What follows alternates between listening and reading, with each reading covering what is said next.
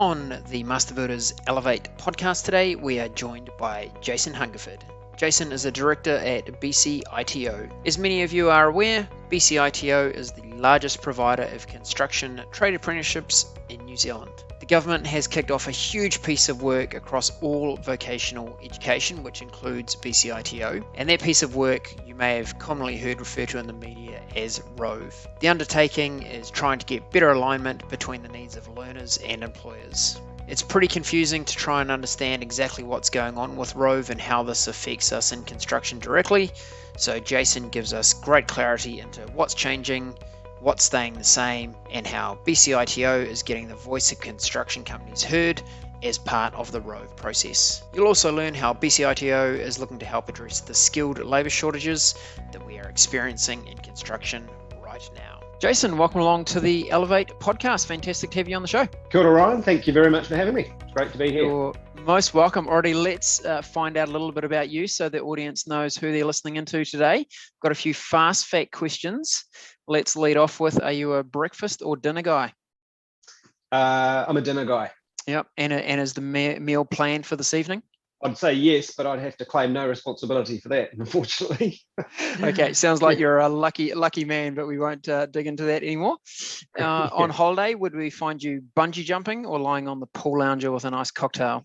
Look, a bit of both, I think. I think life's all about balance, and probably on holiday too. So I think you can try and squeeze both of those things in. Yeah. And I think heading into the holiday season, there's a few of us around the country that are looking very much forward to that holiday. Alrighty, when it comes to learning and reading, Jason, do you like the real thing when it comes to a book, or do you tend to be an electronic consumer? No, look, in terms of reading, I like the real thing. I like the feel of the paper in the hand. Yeah, absolutely. Yep. It probably goes well with that lying on the beach you talked about before. And indeed, yeah, good. Works fine when there's sand in between the pages. And anything on beside the bed that you're reading particularly at the moment? No, look, I'm actually working through some sort of home learning books of Te. So that's my current thing. So it's not reading so much, but yeah, a bit of self-learning through some of Scotty Morrison's books. Oh, well done. Okay, cats or dogs? Dogs.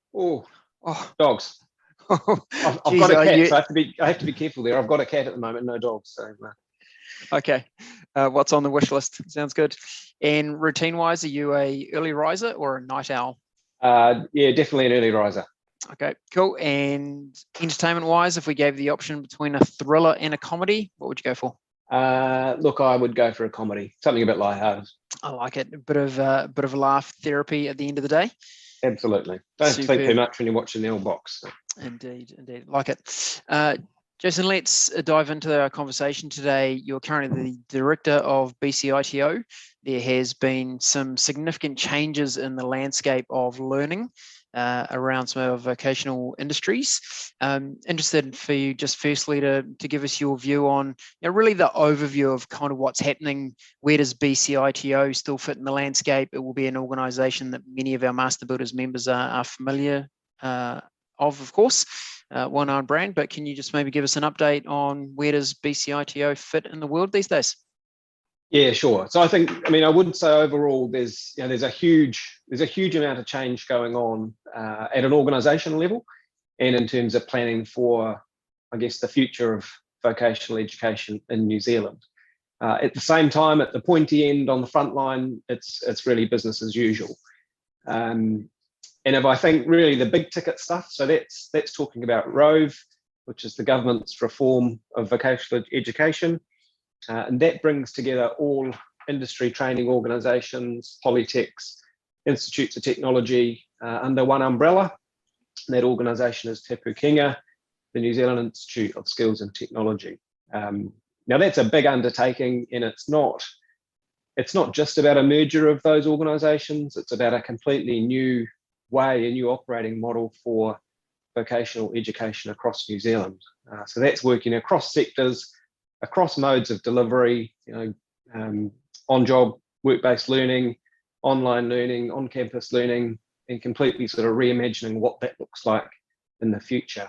I think largely for this audience, that looks like future training provision through a network or a college across a combination of construction and infrastructure. So that's the direction of what's going. BCITO moved into Te Pukenga in the work-based learning environment at the beginning of October, and we are currently a division of that structure.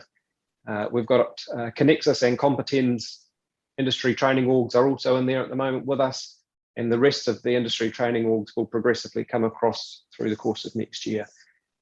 Long term, all of that starts to blend together with Polytechs, institutes, technology, again with, for us, what would be a construction and infrastructure lens that supports you whether you're in the workplace, online or on campus. So that's the high level thing. It's really a generational shift. It's going to take some time to fully map out exactly what that means in detail, and even longer to implement. So I think this is absolutely a marathon, not a sprint, but it's pretty exciting, and the opportunities are big, if we get it right. So BCITO has sort of been one of the early mover orgs to get in there, and our view is certainly, let's get there, let's get a seat at the table and ensure that we can have a good influence on that, and make sure that ultimately our industries and our employers have a good voice in that design for the future. It's always challenging undertaking such a huge reform in anything that you do, and with so many different organisations involved. What's your view, Jason? Do you feel like we were well due for this kind of level of change, given how much change has happened in technology and the way people learn, and how we're attracting people into these industries? Yeah, I think so. And I think, there's been a lot over the last, a number of years about what the future of work looks like. And that future of work looks like changes in careers and all of those sorts of things as we go. No longer do people have a career for life. To support that in that future of work, we need to relook at education, because when you're 30 or 40 or 50 and have a whole lot of responsibilities, well, it's not that easy to pack up and go back and train or learn or do something for 3 or 4 years. So I think the whole way in which the future of work looks like has necessarily meant, we need to rethink the way that we learn or train or educate. Along with that, there's been some well sort of documented troubles and inefficiencies around some systems. But I think, it's really more about the positive drivers rather than fixing things. Okay. So Jason mentioned I'm a construction company owner. I'm running maybe 3 or 4 crews. We're building, 10 or 15 houses a year. When you look forward into some of the changes you're being exposed to and highlighted, how might some of those changes affect me as that construction company owner? Yeah, look, I think, at the highest level, as much as we do today, we're trying to match the pipeline through with the needs of industry and ultimately those employers going forward. And I think Te Pukenga will bring more scale and ability to that. I think one thing about the model is or the future of Te Pukenga is really to recognise the employers as teachers and support them as such. This is not about teachers in classrooms, it's actually about supporting and recognising what's done in the workplace, and therefore what can we do to help support, facilitate, train, hopefully fund some of that stuff. But it's sort of really upping that game in terms of what we can provide employers. I think another key part of the future is around flexibility, and depending on where you're at as an employer, your scale, your size, or equally as being an apprentice in that space, is this whole blended modal delivery. And there'll be times when it's actually more helpful, more relevant to have some online learning, to have some on-campus learning or some off-job learning. And again, that flexibility to suit the workplace or also an apprentice, as it may be, will be quite a big change.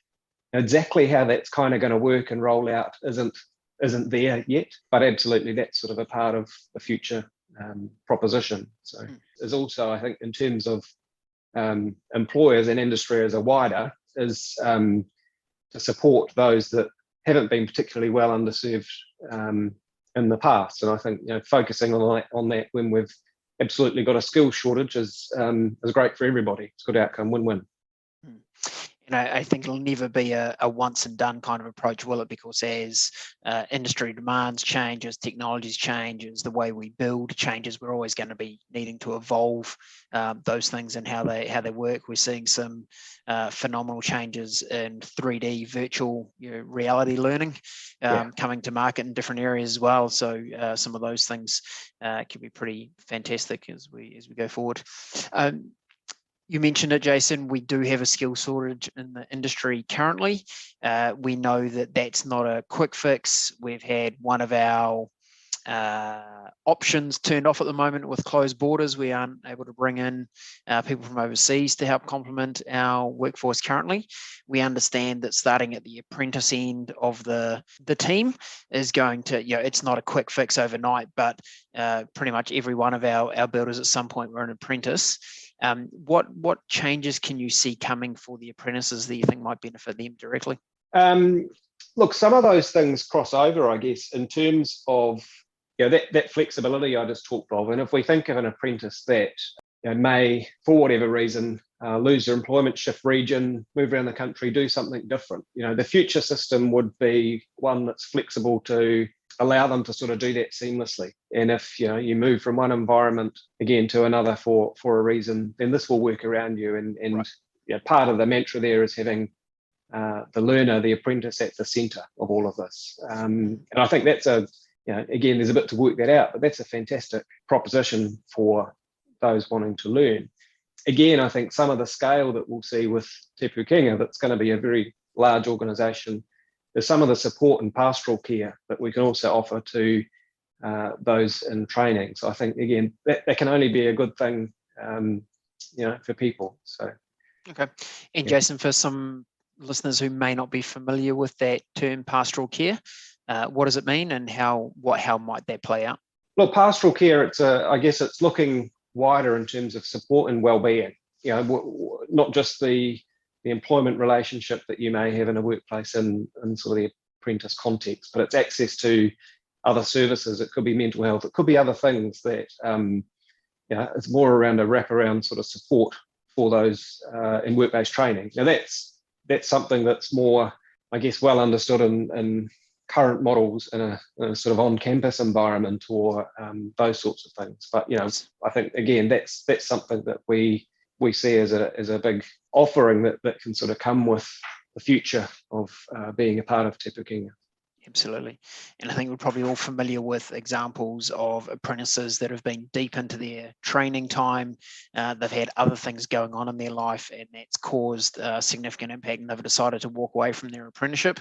And had some of that pastoral care been in place, might have been able to support them and keep them involved. It would have been good outcomes for their employer, good outcomes for them, and that flows on to family groups and community as well. Absolutely, yeah. It's certainly a more holistic picture of that individual and their journey, their well-being, all of those things. Okay.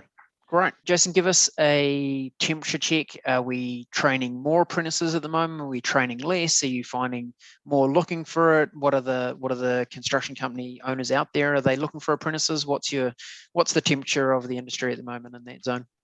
Oh, look, I think people can't get enough, that sort of shortage of skilled labour. So, yeah, absolutely. I mean, the growth we've had over the past 12 months has been phenomenal.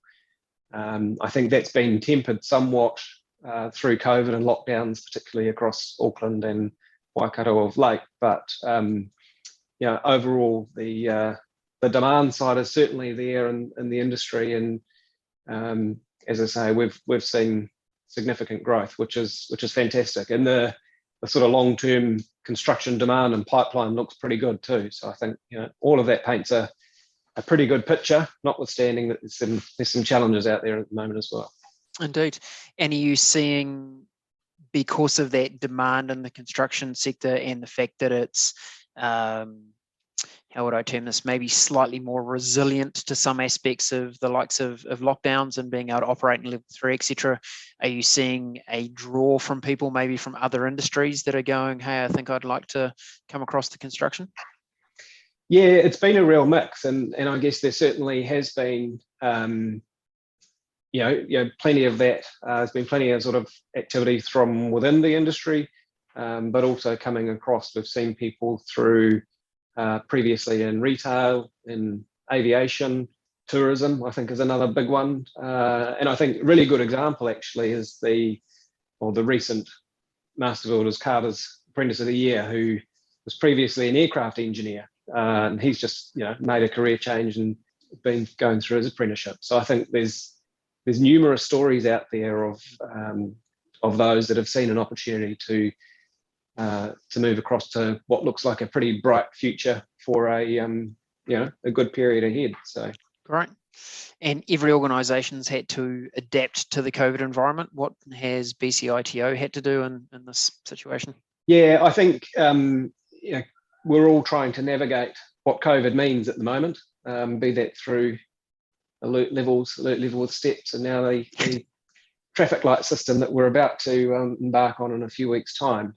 For us, a big part of our role is being out on site and with apprentices and working through. And of course, that's been it's either been a huge challenge or not at all, depending on where we are. So I think a massive part of what we've seen over the past 12 months, really post the first lockdown last year, is a sort of an investment in our online digital offering through My BCITO, our learning platform. And what that has, it doesn't replace the face-to-face, but it certainly helps in those times when it's not possible to be on site. And I think early in the lockdown, back in August or whenever it started, the engagement we saw digitally was outstanding. We sort of had over 1 million page views or page hits in those first few weeks. So that's it's a great option to continue to help and support apprentices whilst we're sort of trying to navigate COVID in different ways, I guess. I'm interested in maybe what we'd call the untapped market, and that comes at two ends. In the area that we're talking, it comes in the people that maybe they're working in construction industry but haven't yet undertaken any formal qualification, and also at construction company owner end who maybe haven't looked to bring on apprentices and build their team through that avenue. What would your message be to those two groups? Look, I think for both, there's never been a better time to jump in and train and get an apprenticeship and become a qualified professional. The settings at the moment are perfect for that. The long-term outlook for construction is fantastic. The demand side there is enormous. So I think, as I say, there's never been a better time to get amongst it. As an employer, there's also still some ongoing incentives around the apprenticeship boost scheme, and also for a wee while yet as well for apprentices, there's obviously a no fees policy as well. So look, it doesn't get any better than right now. Yeah, pretty compelling. And I imagine there's some people maybe that had a school experience where possibly they felt like they didn't excel in that school environment. It's worth painting the picture that BCITO is here to help you succeed in your learning. We're not, the organisation is very much there to support and make you succeed. It's not a case of going, hey, you weren't good at that, maybe some bits at school that you didn't love. Therefore, that's going to translate into this kind of learning. Would that be a fair assumption? Oh, absolutely. And look, we're working within schools, so we've got a lot of engagement within schools. We've got some what we call BCATs in terms of credits that can be done whilst at school. I think that's a big area for us. So yeah, totally agree with what you're saying. And as I say, it's just a great space at the moment to come out and get involved with a really, really bright future. Yeah, and I think your recent ad campaign that we've seen on TV and social media has been so well crafted. That whole tricky chat, maybe some parents who weren't sure about a career in the trades. I think you've done a great job of addressing that issue and doing it with some good humour along the way. Yeah, absolutely. And that was, as you've sort of picked up on, I mean, that was absolutely the target there is really around not so much a drive of apprentices through that, but actually just changing those archaic perceptions of the trades. And, the feedback's been fantastic. The uptake's been great. So, we have to think about what's next now after the conclusion and Michael finally got his qualification. So we'll have to watch the space for next year. Indeed, for the next episode. I think there has definitely been a shift in the community at large. I think it felt like there was a trend maybe a decade ago, where if you didn't go to university, it was frowned upon mainly. But I think there has been a real shift, people understanding that when they look around at the number of successful business owners in the construction industry and related trades, and they're seeing plenty of those people, certainly from the outside, appearing to have more success than maybe some of them that went down the university track. That there's certainly some fantastic options for both career and future business ownership if you go into the trades. Absolutely. Absolutely. Okay, so if I'm a construction company owner, I'm keen to take on an apprentice. How does BCITO actually help me find someone that's a good match for me and get me started? Yeah, so look, I mean, a lot of it does come through the worksite and etc. But we do also have a job matching service. So to the extent that employers looking for assistance in finding an apprentice, or vice versa. So we have people that are actually wanting to train and looking for an employer. So we do have a job matching service that can help with that. Is that a sort of swipe right, swipe left kind of situation, Jason? No, look, I couldn't go quite that far before we get ourselves in trouble. But no, look, I mean, it's it is there, it's well used, and been pretty successful today. So I think it fits in part of that suite around early engagement through the school system, etc., that we're sort of building that wider picture of need and linking people up. So yeah. Okay, I'm interested in your closing thoughts, Jason. Anything else you'd like to communicate to the listeners? Maybe to summarise, if I could, in our conversation so far, there's a huge amount of change going on with the reform of the vocational education, the RoVE as it gets referred to, but very clear message from you that it's business as usual at the moment. You're still out there supporting apprentices, supporting construction company owners. Sounds like you've got a lot of great tools and services you can help support with. So we're cracking on with what needs to be done right now, trying to address some of those skill shortages and challenges that the industry is facing right now, and then obviously working with the wider group to try and build and develop it for the future. Would that be a kind of an accurate summary?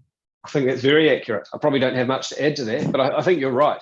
Fundamentally, there's a generational amount of change going on in the background, and there's a lot of great things to come through that. But for now, it's business as usual. It really is. So the same friendly people on the ground that people have seen to date will continue, and we'll certainly keep in touch with industry, with employers, with apprentices, as and when we've got more to tell about what that means for you, what it means for your business, in the coming sort of months and few years. So look, it's an exciting time, but as I say, you've summarised the whole shop pretty well there, actually, Ryan. So well done. Thank you very much. And just one more question has popped up for me.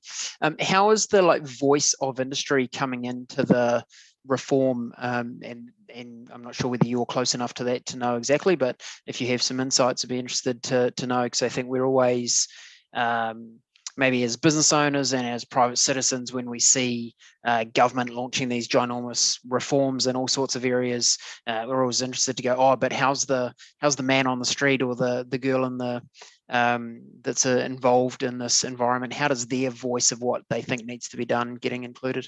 Yeah, look, it's a really good question, and I think when we go back over the last year or two, when this has been coming, that's been absolutely at our forefront. We were here in support of the industries and trades we cover, and we wanted to see that continue. And I think in a few ways. So we've had Warwick Quinn was our couple of CEs ago. So Warwick is now heading up the employer journey experience with Te Pukenga. Mm-hmm. Now we've got a really strong champion in ensuring that that voice continues. So through the engagement process that they're starting around this future operating model, there's absolutely avenues for people to get involved as much as they want, to participate in online sessions, etc. Outside of that, we've also got our own avenues, I guess, and just some yesterday, some tomorrow, we have national advisory groups with some links into industry.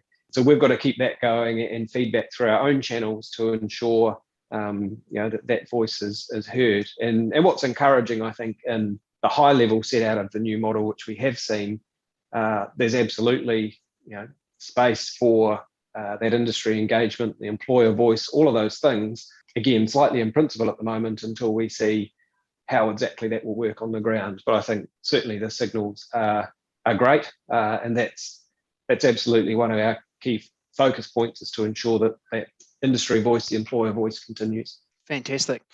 Thanks for that insight, Jason, and thanks so much for joining us. You've been able to provide some really great clarity on where things sit currently, and I no doubt we'll get you back onto the show in a few months' time to see how things have progressed and what that impact might look like for the industry at large. So thanks for joining us today. Greatly appreciated. Brilliant. Thanks very much for having me. Bye-bye. Cheers.